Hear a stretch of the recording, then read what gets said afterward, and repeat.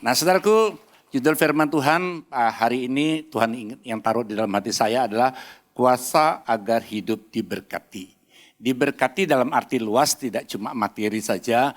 Saudara diberikan kerukunan dalam rumah tangga, damai sejahtera, dan kemudian juga kesehatan, kekuatan yang baru. Dan saya ingin ingatkan saudaraku, setiap kita ini akan mendapatkan apa yang kita cari. Karena Tuhan bilang begini, mintalah maka kamu akan diberi.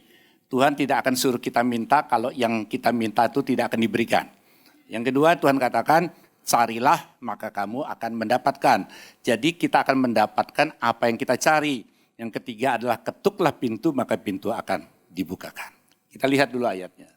Ini ayat yang sudah amat sangat rutin atau sering kita baca, bahkan hafal. Babnya di mana, ayatnya di mana. Tetapi carilah dahulu kerajaan Allah dan kebenarannya.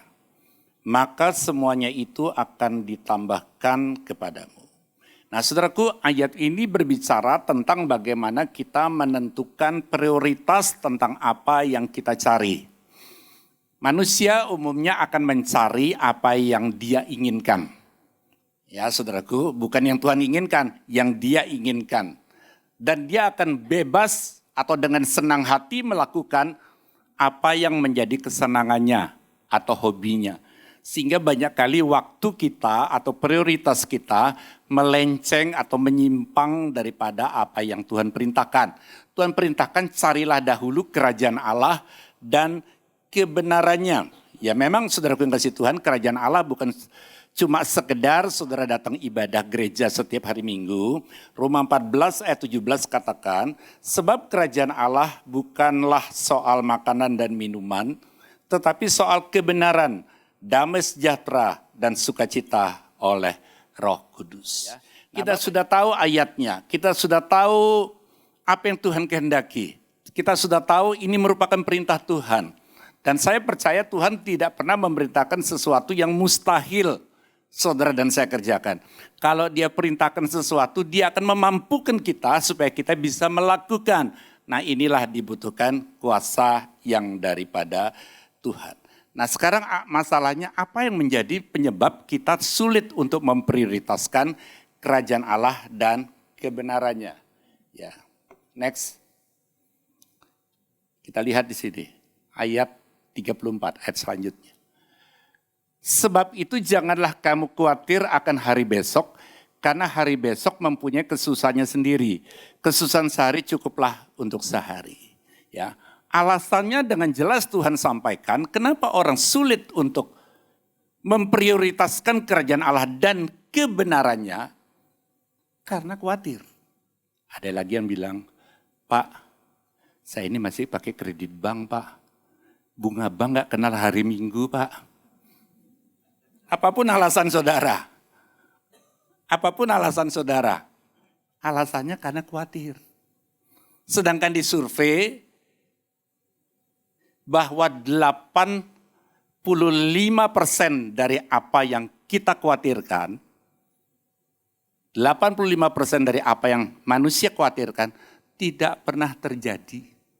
Karena yang dikhawatirkan itu kan ke depan, yang belum terjadi. Jadi sudah keburu khawatir dulu, sedangkan yang dikhawatirkan 85% tidak pernah terjadi. Yang terjadi 15%, 15% lagi disurvei. Ternyata 87% orang yang ngalami apa yang dia khawatirkan, dan dia bisa melewati persoalan pergumulan apa yang dikhawatirkan dengan baik. Jadi saudaraku yang kasih Tuhan, masalah Tuhan tidak pernah janjikan kepada kita bebas masalah, langit selalu biru, jalan selalu rata. Tapi Tuhan berkata, aku akan menyertai engkau senantiasa sampai kesudahan zaman. Ya saudaraku, nah karena itu saudaraku yang kasih Tuhan, kita sekarang akan mulai lihat dan perhatikan dengan apa yang kita lihat dan yang kita dengar. Audiovisual. Ya, kita terlalu banyak baca di WhatsApp, di multimedia, di medsos, saudaraku, kita baca, kita dengar, kita baca. Kalau saudara tidak filter dengan baik, pertama-tama akan masuk dalam pikiran kita. Dari pikiran kita akan turun ke perasaan kita. Wah gawat ya, wah nanti gimana ya, wah nanti gimana ya, wah nanti gimana ya. Ya, nanti tahun 2024 gimana ya. Ada begitu banyak. Setelah pikiran kita turun ke perasaan kita memunculkan sebuah penilaian. Kalau saudara beli satu barang, setelah saudara lihat, saudara dengar penjelasan dari SPG, muncul dalam pikiran saudara, ya saudaraku, dan perasaan saudara senang dengan barang yang sebentar lagi saudara akan beli, munculkan sebuah keputusan, beli jangan, oh terlalu mahal, mungkin ada merek lain yang lebih bagus dan sebagainya. Memunculkan sebuah penilaian akan menentukan sebuah keputusan. Dan keputusan itu disertai dengan satu tindakan dan itu menentukan hasil apa yang saudara peroleh. Nah saudaraku, jadi kalau hasil yang saudara peroleh, apakah dalam bisnis, dalam pekerjaan, dalam apapun saja, kalau banyak hal yang mengecewakan, sering kecewa, artinya saudara seringkali gagal dalam mengambil keputusan yang benar. Jadi jangan salahkan siapa-siapa. Waktu saya sakit pun juga saya tidak salahkan siapa-siapa. Saya tidak salahkan Tuhan. Tuhan kok saya sudah melayani kok saya sakit? Enggak. Waktu saya sakit yang salah saya. Saya kurang bisa menjaga kesehatan, kurang bisa menjaga makanan, istirahat mungkin kurang teratur. Atau mungkin ada banyak hal yang seharusnya tidak perlu saya pikirkan, lalu saya pikirkan dan sebagainya. Saya minta ampun sama Tuhan. Dan saya percaya waktu kita berseru kepada Tuhan, Dia tidak pernah melepaskan hal-hal yang baik dalam hidup kita. Bahkan Dia memberikan yang terbaik untuk saudara dan saya. Nah saudaraku yang kasih Tuhan, saya akan ajak kita lihat sekarang tentang beberapa hal yang kuasa Tuhan itu ya. Tema kita bulan ini adalah purpose of power. Tujuan daripada kuasa itu diberikan itu untuk apa, saudaraku ya. Dan saya akan ajak kita lihat ada beberapa kuasa yang Tuhan berikan ke dalam hidup kita. Next, saya beri poin ini satu, artinya poin satu ya, supaya memudahkan saudara kasih Tuhan. Baik saya maupun yang mendengarkan untuk tahu ini poin yang pertama. Yesus katakan begini. Dalam Markus 11:22, Yesus menjawab mereka, percayalah kepada Allah. Aku berkata kepadamu, sesungguhnya barang siapa berkata kepada gunung ini, beranjaklah dan tercampaklah ke dalam laut, asal tidak bimbang hatinya tetapi percaya bahwa apa yang dikatakannya itu akan terjadi, maka hal itu akan terjadi baginya. Karena itu aku berkata kepadamu, apa saja yang kamu minta dan doakan, percayalah bahwa kamu telah menerimanya, maka hal itu akan diberikannya kepadamu. Jadi poin yang pertama, kuasa yang Tuhan berikan kepada saudara dan saya adalah kuasa perkataan. Power of word. Kuasa perkataan. Perkataan kita itu punya kuasa. Nah saudaraku yang kasih Tuhan. Ya, ada banyak kali saudaraku yang kasih Tuhan, kita cuma berdoa dalam hati. Katakan. Karena di situ dikatakan ayat 23, aku berkata kepadamu sesungguhnya barang siapa berkata kepada gunung ini. Ya, saya nggak tahu gunung persoalan saudara apa, saudaraku. Tapi Tuhan Yesus katakan berkata. Dan saya sangat yakin dan percaya bahwa perkataan saudara itu punya kuasa. Haleluya, saudaraku. Ya, jadi jangan menggunakan mulut kita untuk mengatakan hal-hal yang sia-sia. Apalagi kita menghakimi orang lain. Ataupun kita berkata ngatain orang lain, saudaraku. Tanpa sadar kalau saudara ngatain orang lain, saudara menghina ciptaan Tuhan. Karena dia pun juga diciptakan serupa dengan segambar dengan Tuhan. Ya, saudaraku. Nah, saudaraku yang sangat dikasihi Tuhan, perkataan kita punya kuasa. Kalau saudara doakan orang sakit, apakah saudara tidak gunakan perkataan? Waktu saudara mengusir setan, apakah saudara tidak gunakan perkataan? Saudaraku, kalau saya pas lagi diundang pelayanan keluar kota, lalu saya diberikan satu kamar hotel oleh gembala yang mengundang saya. Waktu saya masuk ke kamar hotel, saya selalu berdoa. Saat ini hamba-Mu ada di dalam ruangan ini Tuhan. Dengan kuasa dan otoritas nama Tuhan. Aku mengikat setiap roh yang ada dalam kamar ini, ada di hotel ini. Segala roh perzinahan apapun juga. Aku ikat dalam nama Yesus dan aku perintahkan tinggalkan tempat ini dalam nama Yesus. Jadi artinya saudara kasih Tuhan, perkataan kita itu punya kuasa. Ya saudaraku, saudara tidak bisa doa di dalam hati. Ya saudaraku, waktu saudara doakan orang sakit pun juga seperti itu. Dan saat ini saya berdiri di hadapan setiap jemaat KRC dan di hadapan Tuhan, saya sudah sembuh. Haleluya saudaraku. Ya. Nah banyak kali kita terlalu membesar-besarkan masalah daripada membesarkan Tuhan. Kemana-mana cerita tentang masalah, problem. Saya ingin sampaikan saudaraku yang kasih Tuhan, kalau saudara membesar-besarkan masalah, dengar baik, kalau saudara membesar-besarkan masalah, Tuhan gak suka. Saudara minta bantuan sama orang, orang gak tergerak untuk tolong saudara. Saudara kesana minta belas kasihan, cerita saya ini susah lo tolong dibantu. Orang gak tergerak saudaraku. Tapi waktu saudara membesarkan Tuhan, Tuhan sanggup gerakkan orang untuk tolong saudara. Haleluya. Tanpa perlu saudara ngemis, minta, enggak. Saudaraku waktu saya dalam keadaan sakit dan saya tahu itu biayanya sangat besar, saudaraku yang kasih Tuhan. Saya nggak pernah menghimbau jemaat Tuhan, jemaat Tuhan saya akan operasi biaya sekian, ya tolong bantu dalam doa. Saya nggak pernah berkata seperti itu. Ya, saya minta doa tapi saya nggak perlu sebutkan jumlah nominalnya berapa yang dibutuhkan. Ya saudaraku, artinya apa? Artinya yang penting kita ini selalu berkata yang positif. Ya, contoh.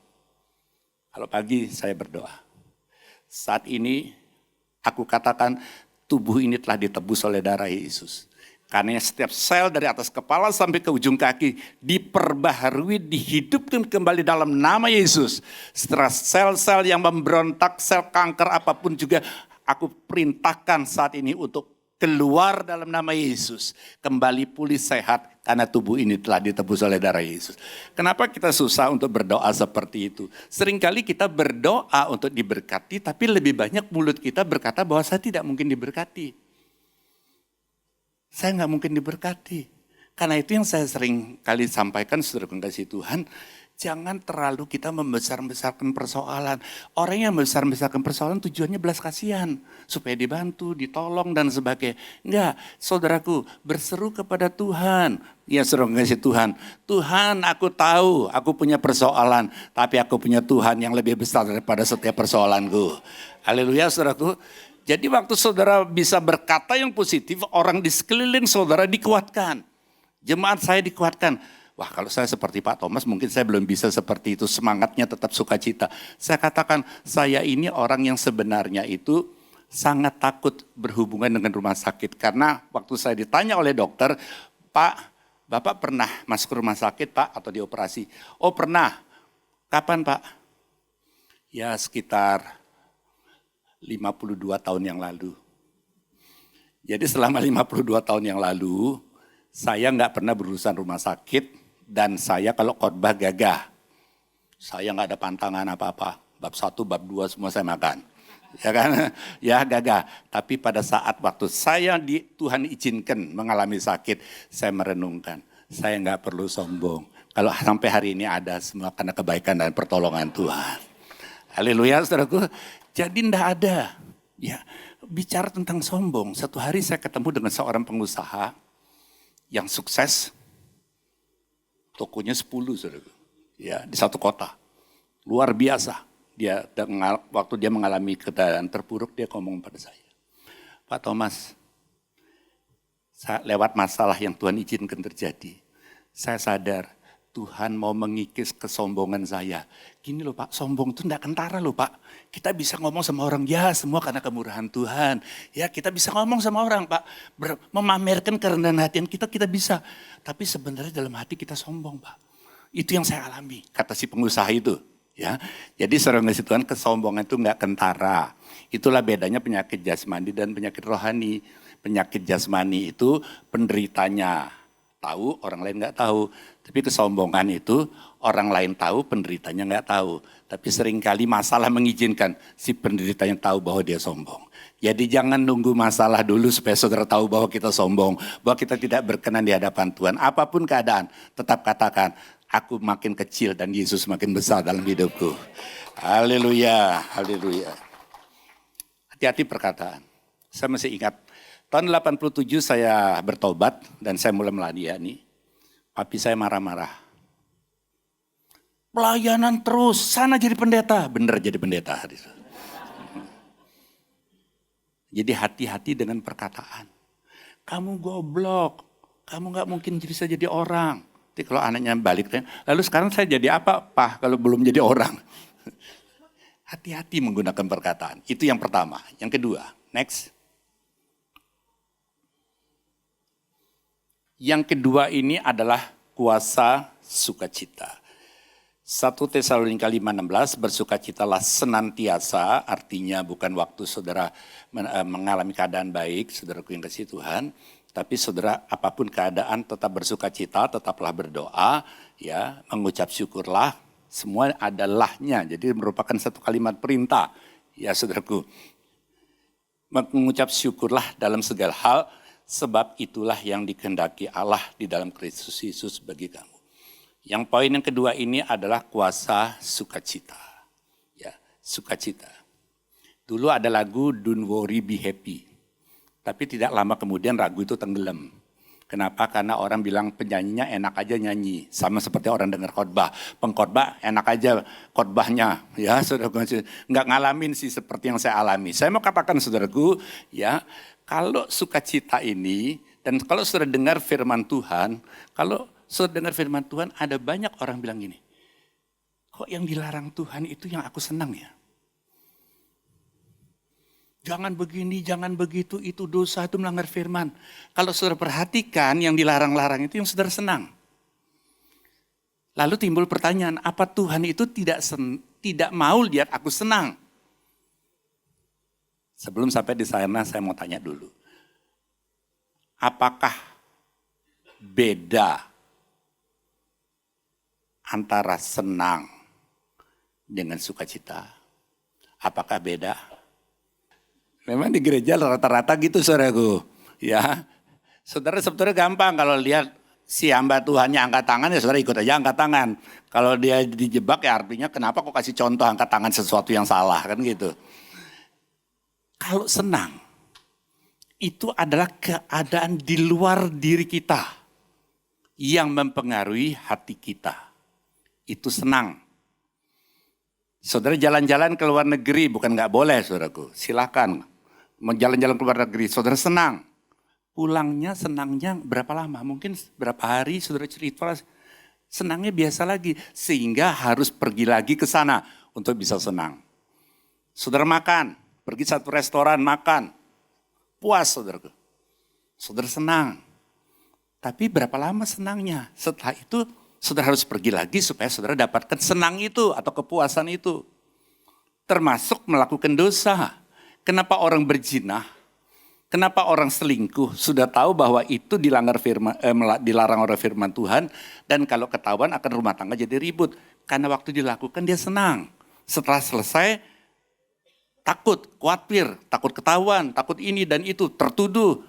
Ya, tapi rasanya senangnya itu lebih menarik sehingga dilakukan lagi supaya dapat senang. Itulah senangan yang dunia tawarkan. Narkoba, sudah tahu itu dilarang oleh hukum, kalau ketangkap bisa masuk penjara dan malu dimasukkan ke berita-berita sehingga orang lain tahu dan sebagainya. Kenapa dilakukan? Karena waktu dilakukan dia dapat senang. Setelah selesai mungkin kalah takut, tapi rasa senangnya itu menarik untuk dia lakukan lagi supaya mendapatkan senang. Tapi sukacita berbeda. Sukacita bukan dari luar ke dalam, tapi dari dalam keluar. Saudaraku, kalau saudara bersukacita dari dalam, waktu Yesus ketemu dengan wanita Samaria di tepi sumur Yakub, wanita itu akan mencari air. Yesus katakan kalau kamu minum air dari sumur ini, kamu akan haus lagi. Terbukti dia 5 kali kawin, Yesus kasih Tuhan, dan yang ke-6 ini bukan suaminya. Kata Tuhan Yesus sendiri, kalau kamu minum air ini, kamu akan senang. Tapi kalau kamu nerima air yang daripadaku, dari hatimu akan muncul aliran. Artinya sukacita yang daripada Tuhan itu bukan dari luar ke dalam, tapi dari dalam keluar. Inside out. Karena itu saudara yang kasih Tuhan, jangan kejar kesenangan dunia. Saudara mungkin saat itu senang saat itu. Mungkin harga yang harus saudara bayar terlalu mahal. Mari andalkan sukacita daripada Tuhan. Kuasa daripada Tuhan yang akan membuat saudara dalam keadaan apapun. Saya di rumah sakit diinfus sekali infus 48 jam harus terbaring dengan jarum infus yang tertancap, mual, gak mau makan, rambut rontok. Jadi kalau saya hari ini pakai topi untuk menghindari kenyataan yang terjadi. Haleluya saudaraku, ya kan? Ya, saya cuma bilang gini, rambut boleh rontok, jangan iman saya menjadi rontok. Haleluya saudaraku ya. Tetap kuat, semua itu bisa. Karena firman Tuhan bilang langit dan bumi bisa lenyap tapi firmanku tinggal tetap. Karena itu saudara mengasihi Tuhan pegang firman Tuhan. Karena dia tidak akan terpengaruh oleh keadaan dunia ini. Ya, kuasa sukacita. Amsal 15:13, hati yang gembira membuat muka berseri-seri. Saya percaya saudaraku kasih Tuhan, saudara bukan gak boleh perawatan apalagi ibu-ibu ya. Ya, Pak saya pengen lu Pak wajah saya glowing Pak. Ya gak salah juga. Tapi kalau hati saudara penuh dengan sukacita, makanya kan seringkali kalau di pemilihan ratu-ratuan kan saudara kasih Tuhan dikatakan inner beauty ya, dari dalam memancar keluar. Amsal 17:22, hati yang gembira adalah obat yang manjur. Makanya waktu saya di rumah sakit, saudaraku, sementara saya terbaring di rumah sakit, ya, saya tidak pernah mengeluh, saya tidak pernah menyesal jadi hamba Tuhan, saya tidak pernah menyesal terima Tuhan. Justru saya bersyukur Tuhan, kalau keadaan ini terjadi karena salah saya, ampuni saya. Dan saya percaya, dokter, rumah sakit, alat medis, obat-obatan cuma sarana. Tapi kesembuhan saya harapkan hanya bergantung kepada Tuhan. Nah saudaraku yang kasih Tuhan, saya percaya saudara kasih Tuhan waktu saudara sukacita secara medis. Waktu saudara sukacita, hormon endorfin dalam tubuh saudara mulai bekerja dengan mengaktifkan semua sel-sel yang mati diperbaharui. Dan kemudian juga orang yang bersukacita itu, saya mau tanya saudaraku, orang Kristen bisa disantet enggak? Nah, ada dukun santet yang biasa nyantet orang sesuai order yang diterima. Ya saudara kasih Tuhan tujuannya untuk mencelakakan seseorang. Nah setelah dia bertobat terima Yesus ditanya, Pak dulu waktu Bapak masih jadi dukun santet, orang Kristen bisa disantet enggak? Dia bilang ada yang bisa, ada yang tidak. Bisa disantet itu yang gimana? Yang hatinya penuh dengan sukacita. Haleluya. Kenapa? Karena dia bersukacita, dia punya Tuhan yang lebih besar daripada masalah. Yang dia percaya dia punya Tuhan yang sanggup melindungi dia dari setiap bahaya yang coba panah-panah berapi yang coba diluncurkan kepadanya. Dan saya sangat yakin dan percaya hari ini kenapa kita pilih bersedih, kenapa kita pilih bersungut-sungut. Lebih baik kita bersyukur kepada Tuhan. Katakan bersama saya, bersyukur dan bersabar. Bersyukur untuk apa yang sudah saudara terima dan peroleh sekarang. Bersyukur. Termasuk istri saudara, suami saudara. Mungkin tidak seperti harapan. Bersyukur. Karena itu pilihan saudara. Haleluya saudaraku. Ya kan? Bersyukur itu untuk yang sudah saudara terima. Bersabar untuk apa? Menantikan yang belum saudara terima. Menantikan apa yang sedang saudara doakan. Menantikan apa yang sedang saudara harapkan. Karena itu dua hal ini penting. Bersyukur dan bersabar. Itu yang menjadikan kita kuat. Masalah boleh ada, 1000 boleh rebah sebelah kiri, 10.000 boleh sebelah kanan. Tapi aku tetap percaya Tuhan sumber kekuatanku. Haleluya. Yang ketiga saudaraku. Ini saya ambil dari bahasa Indonesia sehari-hari. Harapan kita itu seperti jangkar. Kalau dari Lembaga Alkitab Indonesia itu dikatakan sauh, sama saja jangkar sauh. Yang tertanam sangat dalam dan merupakan pegangan yang kuat dan aman bagi hidup kita. Harapan itu menembus korden maha suci di rumah Tuhan di sorga. Yesus sudah merintis jalan ke tempat itu untuk kita dan sudah masuk ke sana menjadi imam agung kita untuk selama-lamanya seperti Imam Melkisedek. Yang ketiga ini adalah kuasa pengharapan. Pengharapan itu kalau orang nggak punya pengharapan, dia bisa putus asa, dan kalau dibiarkan berujung kepada bunuh diri. Karena sudah hopeless, nggak ada pengharapan. Saudara lihat kalau seorang masuk rumah sakit, biasanya banyak larangan. Nggak boleh Pak, makanan padat-padat harus di blender, di jus Pak. Nggak boleh ini Pak, nggak boleh itu, banyak larangan. Tapi secara medis setelah sekian waktu dirawat, lalu dokter menyimpulkan sudah no hope, nggak ada harapan. Biasanya dokter bilang begini, sekarang bebas Pak, mau makan apa? Kasih aja. Ya, saudara jangan senang dulu. Waktu itu artinya sudah nggak ada harapan hidup buat si yang sakit ini, saudaraku. Ya, udah Pak, boleh silakan Pak. Dia pengen apa silakan Pak, turutin aja. Ya, saudaraku yang sangat dikasihi Tuhan. Bulan Oktober waktu itu saya mengalami satu keadaan di mana waktu BAB ada darahnya. Lalu kemudian saya pergi ke seorang internis di kota saya. Lalu kemudian internis bilang, wah Pak ini cuma basir, aman Pak. Sebentar saya kasih obat tuntas kok Pak, aman Pak. Setelah saya minum obat 2 minggu kok nggak tuntas. Saya pergi ke Denpasar ke satu profesor yang ada di Denpasar ini, dan saya diperintahkan, waduh Pak, ini nggak bisa tebak-tebakan, harus kolonoskopi.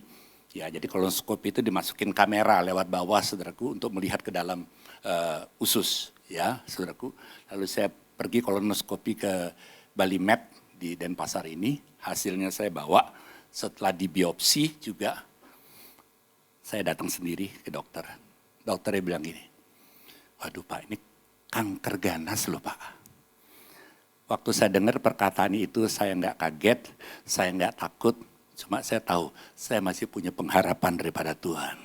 Ya saudaraku, saya ini orangnya takut disuntik, jangankan masuk rumah sakit, tadi saya sudah bilang saya 52 tahun tidak pernah masuk rumah sakit saudaraku, cuma waktu masih SD kelas 6 SD saja pernah masuk rumah sakit, selanjutnya saya nggak pernah masuk rumah sakit.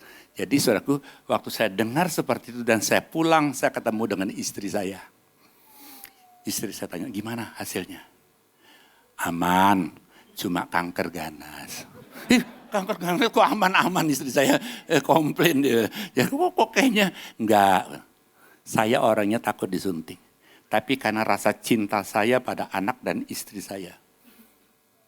Rasa takut saya dia putus, dibabat oleh cinta. Jadi kasih itu melenyapkan ketakutan. Firman Tuhan katakan. Ya saudaraku, jadi kalau saudara masih hidupnya takut, saudara belum tentu cinta dengan Tuhan. Kalau saudara cinta dengan Tuhan, cinta itu melenyapkan ketakutan. Lalu saya berangkatlah ke Jakarta dan saya kemudian melakukan operasi yang pertama. Setelah operasi yang pertama harus melakukan radiasi di MRCC di Semanggi di Jakarta selama 25 kali setiap hari. Ya, Senin, Selasa, Rabu, Kamis, Jumat ambil darah. Bayangin orang yang takut jarum, saudaraku, setiap minggu diambil darahnya. Ya, cuma saya berkata begini, Tuhan, waktu saya ditusuk jarum infus, saya bilang, saya baru jarum infus, jarum kecil. Tuhan di atas kayu salib dengan paku. Tuhan tidak pernah teriak, bahkan Tuhan rela lakukan. Bukan untuk kebaikan Tuhan, untuk kebaikan diri saya. Karena itu saya tetap bersyukur kepada Tuhan. Ya, saudaraku. Nah, saudaraku ngasih Tuhan.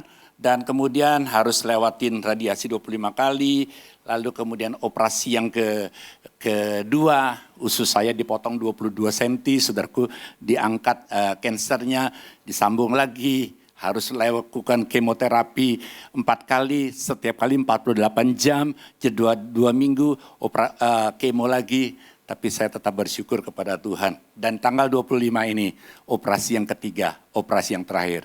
Meskipun saya katakan saya sudah sembuh, butuh pemulihan mengangkat kantong yang ada di perut saya untuk bisa dilepas. Dan saya berkata, Tuhan itu tidak pernah bekerja setengah-setengah. Dia sanggup menyembuhkan, memulihkan, memberkati setiap kita. Waktu kita selalu bersyukur kepada Tuhan. Haleluya. Dan yang keempat, yang terakhir, memang waktunya sudah habis, tapi saya minta mungkin 2 menit saja. Yang keempat, next. Ini penting. Kuasa pengampunan. Ya, kuasa pengampunan. Waktu saya sakit, reaksi orang bermacam-macam. Ada yang prihatin, ada yang berempati, ada yang mendoakan, ada yang nyukurin. Itulah Ya kan? Saudaraku, ada yang nyukurin. Ada juga yang menghakimi. Teguran Tuhan tuh. Bagi yang gak suka. Yang namanya kita gak bisa memuaskan semua orang, saudaraku. Ya, kita tidak bisa memuaskan semua orang. Ada orang yang mungkin gak suka, bisa saja. Apa yang respon kita? Saudara tidak bisa halangi orang punya pendapat apa tentang kita. Tapi respon saudara terhadap keadaan itu ada di tangan kita. Respon saya tetap memberkati, melepaskan pengampunan kepada orang itu. Biarlah Tuhan ampuni, lakukan sama seperti Yesus waktu disalib, ampuni dia Tuhan. Karena mereka tidak tahu apa yang mereka lakukan. Meskipun mereka tahu apa yang mereka lakukan, tetap minta pengampunan daripada Tuhan. Haleluya. Loh Pak, kok enak Pak, orang sudah jahat sama Bapak kok diampuni. Loh bagian kita mendoakan, tapi apa yang sampai kepada orang itu kan itu haknya Tuhan. Ya next. Ya, coba sekali lagi. Sesungguhnya orang bodoh dibunuh oleh sakit hati. Jadi jangan izinkan sakit hati itu membunuh kita. Saya mau tanya, lebih sakit mana? Sakit gigi atau sakit hati? Nah, cuma bedanya di sini. Kalau sakit gigi, saudara nggak peduli malam atau apa, gedor mana, rumah teman, rumah siapa, saudaraku minta konstan supaya pengen cepat sembuh. Tapi kalau sakit hati, penyakit yang tidak ingin orang cepat sembuh itu sakit hati. Pak ampuni Pak, oh nggak bisa, Bapak nggak ngerasain sih, sakit Pak, sakit Pak. Ya, semakin sakit dia bilang sakit ya kan. Ya, lepaskan pengampunan, damai sejahtera. Ngapain kita mau dibunuh oleh sakit hati? Ya karena penghakiman adalah haknya Tuhan. Jadi kalau hari ini ada sakit hati dalam diri saudara, percayalah Tuhan yang menjadi hakim atas kita. Jangan ambil haknya Tuhan karena dia akan melakukan bagiannya. Tangan kita terlalu kecil untuk membalas, izinkan tangan Tuhan yang lebih besar. Lakukan yang terbaik untuk kita.